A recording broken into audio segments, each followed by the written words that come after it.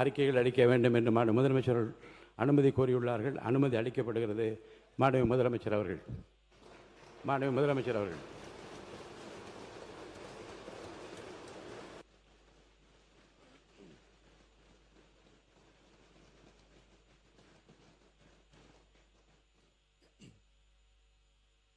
மாண்புமிகு பேரவைத் தலைவர் அவர்களே,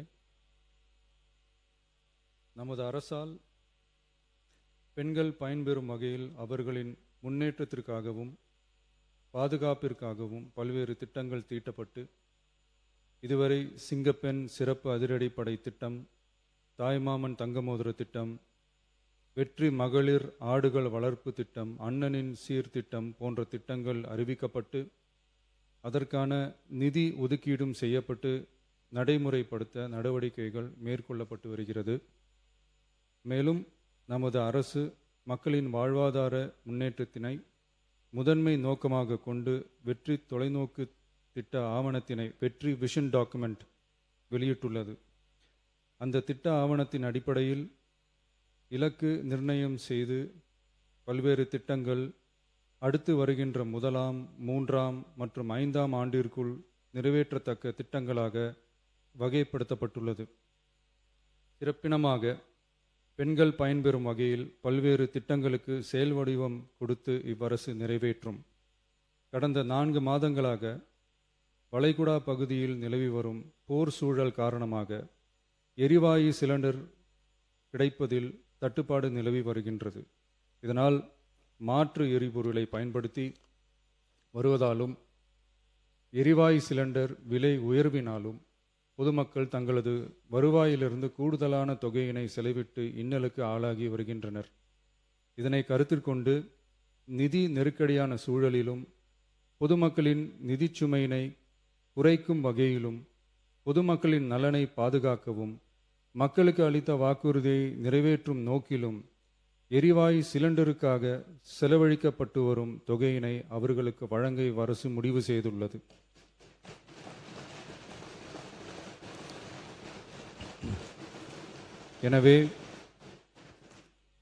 எனவே குடும்பத் தலைவிகள் பயன்பெறும் வகையில் முதல் கட்டமாக அன்னபூர்ணி சூப்பர் 6 திட்டத்தில் ஆண்டிற்கு 3 விலையில்லா எரிவாயு சிலிண்டர்கள் வழங்கப்படும்.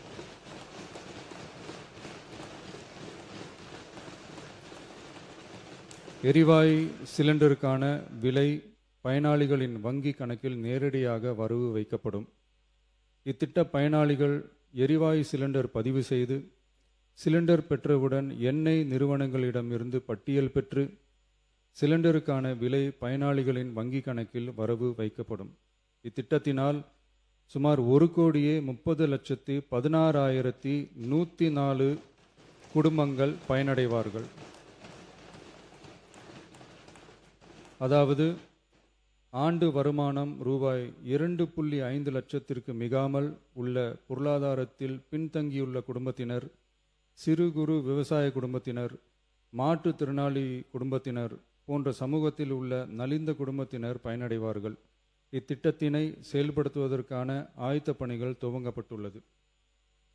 இத்திட்டம் வரும் பொங்கல் பண்டிகை ஜனவரி மாதம் முதல் செயலாக்கத்திற்கு கொண்டு வரப்படும்.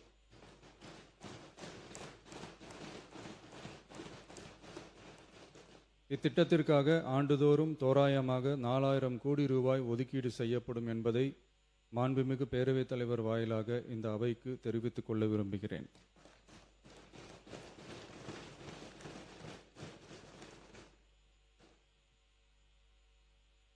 மாண்புமிகு பேரவைத் தலைவர் அவர்களே, சென்னையில் உள்ள மீனம்பாக்கம் விமான நிலையம் இந்திய விமான நிலையங்கள் ஆணையத்தால் AAI இயக்கப்படுகிறது.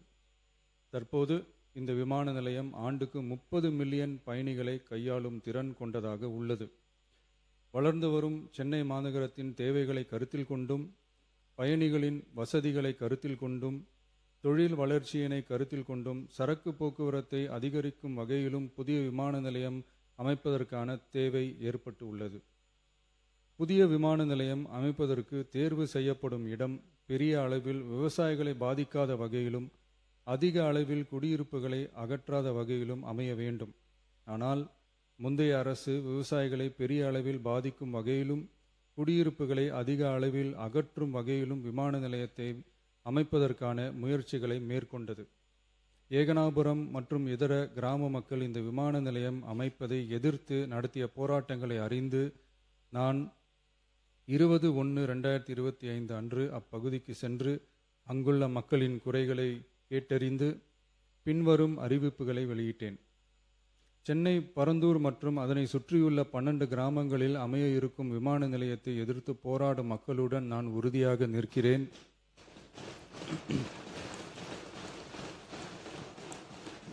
நீண்ட நாட்களுக்கு மேலாக இந்த திட்டத்திற்கு எதிராக போராடி வரும் விவசாயிகளுக்கு எனது ஆதரவை தெரிவித்துக் கொள்கிறேன்.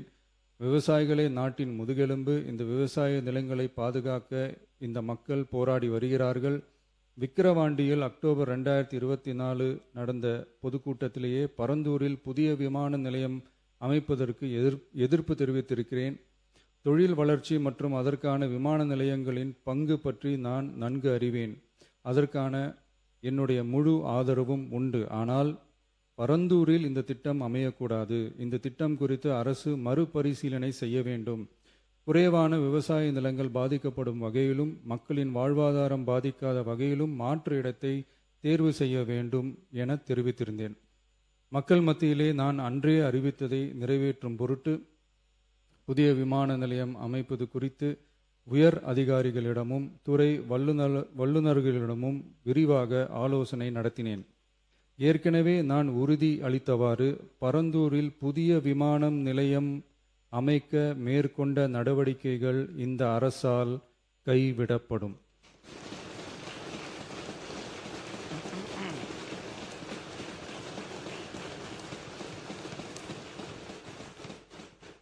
துறை சார்ந்த வல்லுநர்கள் மற்றும் கல்வியாளர்கள் ஆகியோர்களிடம் கலந்தாலோசித்து விவசாய நிலங்கள் மற்றும் குடியிருப்புகளுக்கு பெரிய அளவில் பாதிப்பு ஏற்படாதவாறு புதிய விமான நிலையம் அமைப்பதற்கான பொருத்தமான சில மாற்று இடங்கள் தேர்வு செய்யப்பட்டுள்ளன. அவ்விடங்களில் தொழில்நுட்ப ரீதியான சாத்தியக்கூறுகளை சம்பந்தப்பட்ட துறைகள் மூலம் விரிவான ஆய்வு மேற்கொண்டு புதிய விமான நிலையத்திற்கான இடம் விரைவில் இறுதி செய்யப்படும். இதற்கிடையில் சென்னை மீனம்பாக்கம் விமான நிலையத்தை மேலும் விரிவாக்கம் செய்து அதன் வடமேற்கு பகுதியில் ஆண்டுக்கு கூடுதலாக 20 மில்லியன் பயணிகளை கையாளக்கூடிய டெர்மினல் 5 என்ற புதிய பயணிகள் முனையம் அமைக்க ஏர்போர்ட்ஸ் அத்தாரிட்டி ஆஃப் இந்தியாவுடன் இணைந்து அணுகுசாலை மற்றும் மேம்பாலம் அமைப்பதற்கான நடவடிக்கைகள் மேற்கொள்ளப்படும். சென்னை மீனம்பாக்கம் விமான நிலையத்தில் தற்போது நடைபெற்று வரும் டெர்மினல் 3 பயணிகள் முனையம் கட்டுமான பணிகள் முடிவுற்ற பின் ஆண்டுக்கு 35 மில்லியன் பயணிகளை கையாளக்கூடியதாக இருக்கும். மேலும் புதிய டெர்மினல் 5 பயணிகள் முனையம் செயலாக்கத்திற்கு பிறகு ஆண்டுக்கு மொத்தம் 55 மில்லியன் பயணிகளை கையாளக்கூடியதாக இவ்விமான நிலையம் இருக்கும். இதன் மூலம் சென்னை விமான நிலையத்தின் சேவைகள் மேம்படுத்தப்படுவதோடு பயணிகளின் போக்குவரத்து தேவை புதிய விமான நிலையம் அமைக்கப்படும் வரை பூர்த்தி செய்யப்படும்.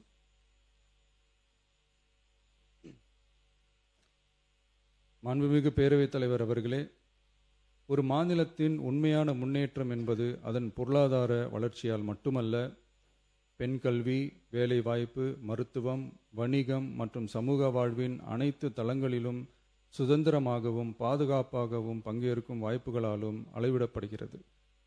மகளிரின் பயண சுதந்திரம் அவர்களின் பொருளாதார சுதந்திரத்திற்கும் குடும்பங்களின் முன்னேற்றத்திற்கும் அடித்தளமாக இருக்கிறது. தற்போது செயல்படுத்தப்பட்டு வரும் மகளிர் கட்டணமில்லா பயண திட்டத்தில் மாநகரம் நகர்ப்புறங்களில் சாதாரண மற்றும் மலைப்பகுதி பேருந்துகளில் 40 கிலோமீட்டர் வரை மட்டுமே பயணம் செய்ய அனுமதிக்கப்பட்டு வருகிறது. எக்ஸ்பிரஸ், எல்எஸ்எஸ், டீலக்ஸ் பேருந்துகள் மற்றும் புறநகர் பேருந்துகளில் கட்டணமில்லா பயணம் அனுமதிக்கப்படுவதில்லை. தமிழ்நாட்டின் எந்த பகுதியிலும் வசிக்கும் ஒரு மகளிரும் போக்குவரத்து கட்டணத்தால் தமது வாய்ப்புகளை இழக்கக்கூடாது என்ற சமூக நீதி சிந்தனையை இவ்வரசு முதன்மையாக கொண்டுள்ளது. இதனை கருத்தில் கொண்டு மகளிர் கட்டணமில்லா பயண திட்டத்தை விரிவுபடுத்தி பெருமளவில் பயனளித்திடும் விதமாக வெற்றி பயணம் என்ற பெயரில் தேசத்தந்தை மகாத்மா காந்தியடிகளின் பிறந்த நாளான அக்டோபர் 2ஆம் தேதி முதல் செயல்படுத்த அரசு முடிவு செய்துள்ளது என்பதை இந்த மாமன்றத்தில் மகிழ்ச்சியுடன் அறிவிக்கிறேன். அதன்படி முதல் கட்டமாக மாநகரம் நகரங்களில் சாதாரண பேருந்துகள் மட்டுமின்றி மாநகரம் நகர்ப்பகுதிகளில் இயங்கும் எக்ஸ்பிரஸ், எல்எஸ்எஸ், டீலக்ஸ் அரசு பேருந்துகளிலும் மகளிர் கட்டணமில்லா பயணங்கள் மேற்கொள்ளலாம். மேலும் கூடுதலாக மாவட்டங்களுக்கிடையே பயணம் மேற்கொள்ள ஏதுவாக புறநகர் மற்றும் மலைப்பகுதிகளில் சாதாரண கட்டண பேருந்துகளிலும் மகளிர் கட்டணமில்லா பயணங்கள் மேற்கொள்ளலாம். இத்திட்டத்தில் பயன்பெற வருமான உச்சவரம்போ மற்றும் மேற்கொள்ள விரும்பும் பயண எண்ணிக்கையிலேயோ கட்டுப்பாடுகள் இல்லை. வெற்றி பயண திட்டம் இதர சேவைகளிலும் படிப்படியாக விரிவுபடுத்தப்படும். இதன் மூலம் மாநிலம் முழுவதும் மகளிருக்கான எளிதில் அணுகக்கூடிய பொது போக்குவரத்து வசதி பெருமளவில் கிடைக்கும். இதன் மூலம் மாணவிகள் தொலைதூரத்தில் உள்ள கல்லூரிகளுக்கு செல்லவும், பணியிடங்களுக்கு செல்லவும், மருத்துவம் மற்றும் அத்தியாவசிய சேவைகளுக்கும் கட்டணமின்றி பேருந்துகளில் பயணிக்க இயலும். மாண்புமிகு பேரவைத் தலைவர் அவர்களே, வெற்றி பயணம் என்பது கட்டணமில்லா ஒரு பேருந்து பயணம் மட்டுமல்ல, ஒரு மாணவியின் கல்வி, ஒரு தொழிலாளியின் வேலைவாய்ப்பு, ஒரு தாயின் குடும்ப பொறுப்பு, ஒரு தொழில் முனைவோரின் முன்னேற்றம் போன்றவற்றை உறுதி செய்யும் சமூக முதலீடாகும். தமிழ்நாட்டின் எந்த பகுதியில் வாழ்ந்தாலும் மகளிரின் இயக்க சுதந்திரத்திற்கும் பொருளாதார முன்னேற்றத்திற்கும் அரசு உறுதுணையாக இருக்கும். இத்திட்டத்தின் கீழ் திருநரும் டிரான்ஸ்ஜெண்டர் கட்டணமில்லா பயணங்கள் மேற்கொள்ளலாம். வெற்றி பயணம்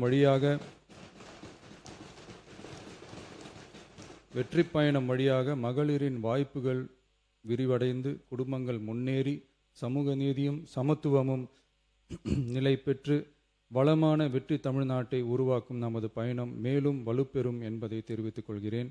இத்திட்டத்தை செயல்படுத்துவதன் மூலம் ஆண்டுதோறும் தோராயமாக 6000 கோடி ரூபாய் செலவினம் ஏற்படும்.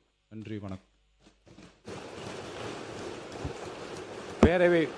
பேரவை விதி 55 கீழ் பால் விலை கொள்முதல் விலை மற்றும் ஊக்கத்தொகை உயர்வு குறித்து தமிழகம் முழுவதும் ஆர்ப்பாட்டம் என்பது குறித்த பொது முக்கியத்துவம் வாய்ந்த நிகழ்வு குறித்து விவாதிக்க வேண்டும் என்று மாண்பு உறுப்பினர்கள் ஏவா வேலு அவர்கள், மாண்பு உறுப்பினர் வசந்தம் கார்த்திகேயன் அவர்கள், மாண்பு உறுப்பினர் முன்னாள் முதலமைச்சர் எடப்பாடி கே பழனிசாமி அவர்கள், மாண்பு உறுப்பினர் அகிரி எஸ் கிருஷ்ணமூர்த்தி அவர்கள், மாண்பு உறுப்பினர் OS மணியன் அவர்கள், மாண்பு உறுப்பினர் முக்கூர் என் சுப்பிரமணியன் ஆகியோர் 55 விதிகள் அறிவிப்பு கொடுத்திருக்கிறார். அதை நான் வந்து தகவல் கோரலாக எடுத்துக்கொண்டு இந்த அவையின் முன் வைக்கின்றேன்.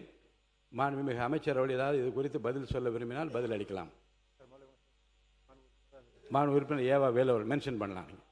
பரந்தூர் விமானத்தை பற்றி அளவுக்கு சொல்லணும். இல்லை அரசின் சார்பில் மாண்பு முதல்வரோ அமைச்சர்களோ அறிக்கை அளிக்கிற போது விவாதம் கிடையாது. மாண்பு உறுப்பினர் இதை பற்றி மென்ஷன் பண்ணுங்க. பால் விலை குறித்து மென்ஷன் பண்ணலாம். நீங்கள் அது குறித்து ஒரு விளக்கம் சொல்ல வேண்டியதாக இருக்குது. அப்புறம் சொல்லலாம். நீங்கள் குற்றச்சாட்டில் ஒரு விளக்கம் சொல்ல வேண்டியது. அந்த விளக்கத்தை நான் விதிப்படி படிச்சிடுறேன் உங்களுக்கு.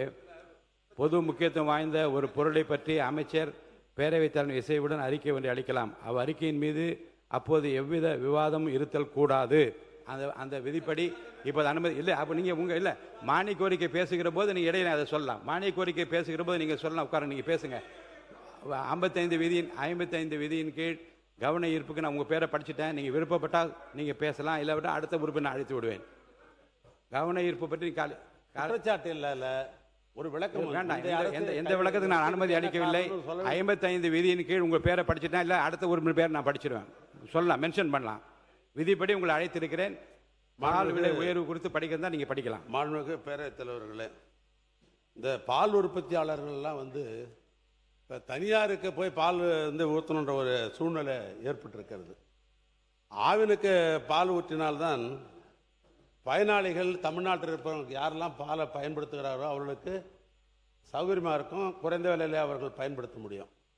இன்றைக்கி தனியாரில் பார்த்தீங்கன்னா கேரளா அரசு மில்மான்றவங்க 45.27 ரூபாய்க்கு 1 லிட்டர் வாங்குறாங்க.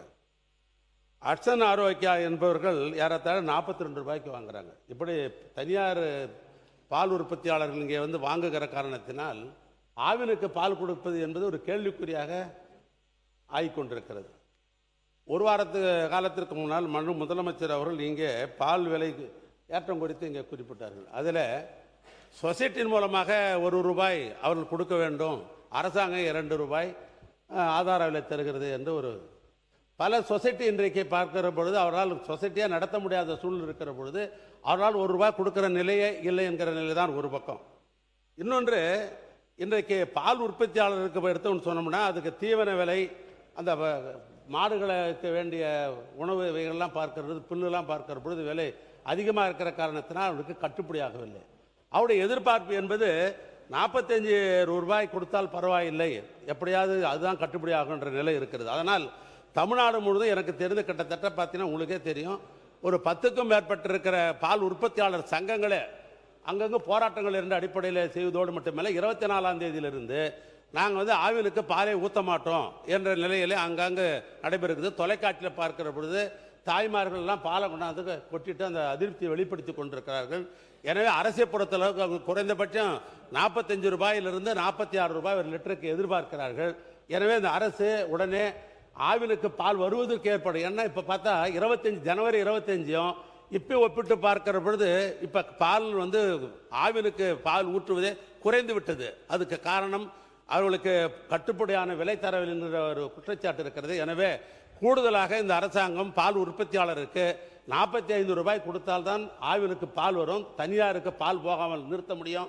எனவே அரசின் கவனத்திற்கு இது கொண்டு வருகிறேன். மாண்பு உறுப்பினர் அகிலேஷ், மாண்பு முன்னாள் முதலமைச்சர் எடப்பாடி கே பழனிசாமி அவர்கள்.